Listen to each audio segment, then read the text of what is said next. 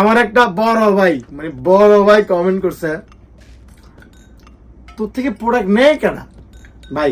এরাই নেই, একটু দেখাও, হালকা পাতলা দেখাও। আমার এই ভাই ব্রাদার্স গুলো আমাদের প্রোডাক্ট গুলো নেই। আরো কি প্রোডাক্ট প্রসেসিং হচ্ছে? হ্যাঁ, আরো প্রসেসিং হচ্ছে। জাস্ট আমরা আজকে ইনশাল্লাহ সব পার্সেল দিয়ে দিব যারা অর্ডার করেছে ইনশাল্লাহ।